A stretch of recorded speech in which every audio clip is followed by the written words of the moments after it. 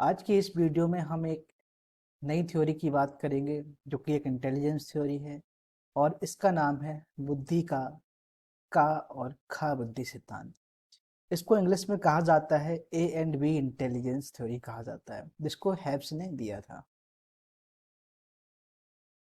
तो यहाँ पर का और खा बुद्धि सिद्धांत की बात करेंगे और इसके कुछ और भी नाम हैं, कुछ और तरह से इसको लिखा जाता है।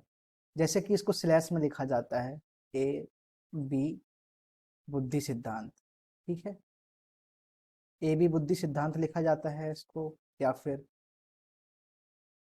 आ और वा बुद्धि सिद्धांत। ठीक है, या फिर हो सकता है ऐसा लिखा है कि हैब्स इंटेलिजेंस थ्योरी। हैब्स यहाँ पर इसलिए हो सकता है क्योंकि हैब ने इसको दिया था, इसीलिए हैब के नाम पर ही इसको हैब्स इंटेलिजेंस थ्योरी भी कहा जाता है। तो इसके प्रतिपादक हैब थे। और यहाँ पर हमें एक चीज ध्यान रखना है, जैसे कि स्पीयरमैन ने जो थ्योरी बताई थी बुद्धि की, जिसमें जनरल फैक्टर और एस फैक्टर, जी और एस फैक्टर जब बताए थे, ठीक है, जनरल और स्पेशल, तो उसी की तरह से ही यहाँ पर हैब्स ने भी बुद्धि के दो तत्व बताए जो कि ए और बी बताए। हैब्स का ए और बी यहाँ पर जो स्पीयर के सिद्धांत है उनसे मैच करता है।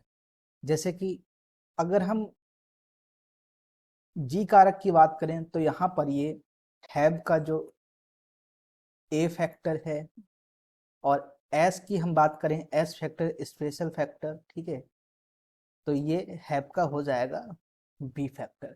मतलब कि जो चार्ल्स स्पीयरमैन ने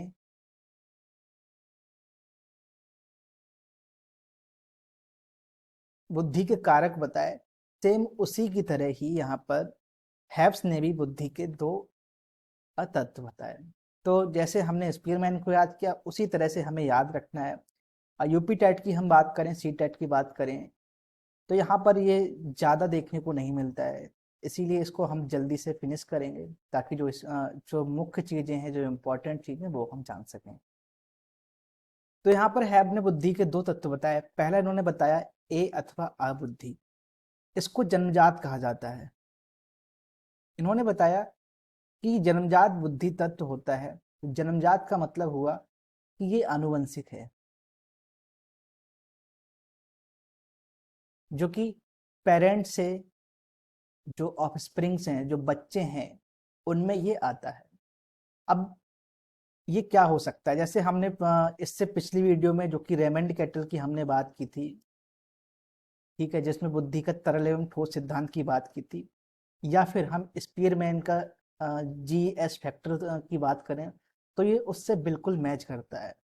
यहाँ पर जन्मजात का मतलब है जो एबिलिटी जन्मजात है, जो जन्मजात क्षमता है, जो आनुवंशिक क्षमता है, जो बुद्धि की आनुवंशिक क्षमता है, वो हैब ने बताया इसको ए कारक कहा जाता है, ए तत्व इसको कहा।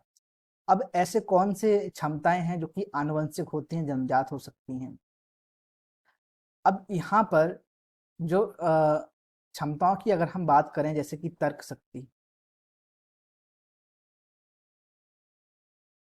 शक्ति, समझने की शक्ति, ये चीज जन्मजात होती है। जन्मजात होती है ऐसे समझ सकते हैं, जैसे जब आप बच्चों को पढ़ाते हैं, जब छोटे बच्चों को आप पढ़ाते हैं, तो वहां पर एक चीज नोटिस करते हैं कि कुछ बच्चे जल्दी समझ जाते हैं और कुछ बच्चे जल्दी नहीं समझ पाते हैं। हो सकता है वो एक ही परिवार के बच्चे हों, उसके बावजूद भी उनके समझने की जो क्षमता है उसमें अंतर पाया जा सकता है। इसीलिए इसको जन्मजात या फिर आनुवंशिक क्षमता कहा जाता है।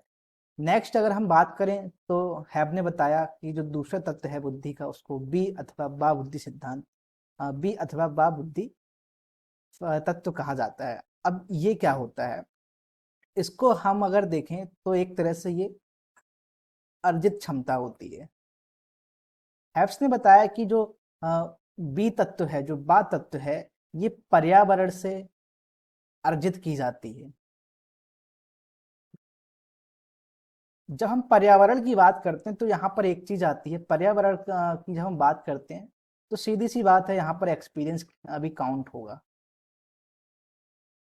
क्योंकि जन्मजात में एक्सपीरियंस काउंट नहीं होता है, वहां पर जो हमें क्षमता मिली है वही क्षमता आगे बढ़ती जाती है।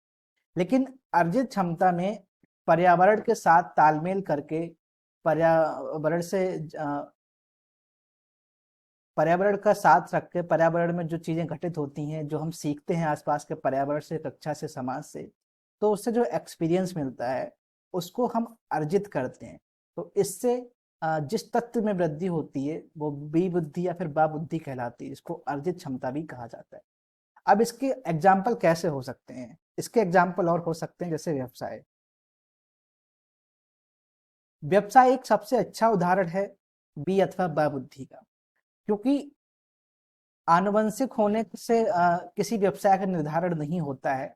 व्यवसाय का निर्धारण होता है कि जो व्यक्ति है वो किस प्रकार से व्यवसाय करना चाहता है, या फिर किन परिस्थितियों में वो कौन सा व्यवसाय करता है।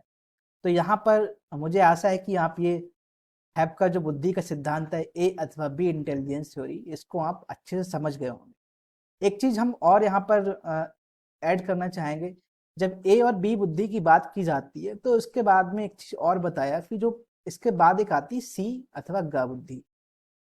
इसका ज्यादा इतना इम्पोर्टेंट रोल नहीं है इसका, अगर हम टेट या सी टेट में बात करें, यूपी टेट में बात करें। इसको बस इतना समझ लेना है कि ए और बी बुद्धि मिलकर ही सी बुद्धि का निर्माण करती हैं, और आम जीवन में इस बुद्धि का प्रयोग होता है।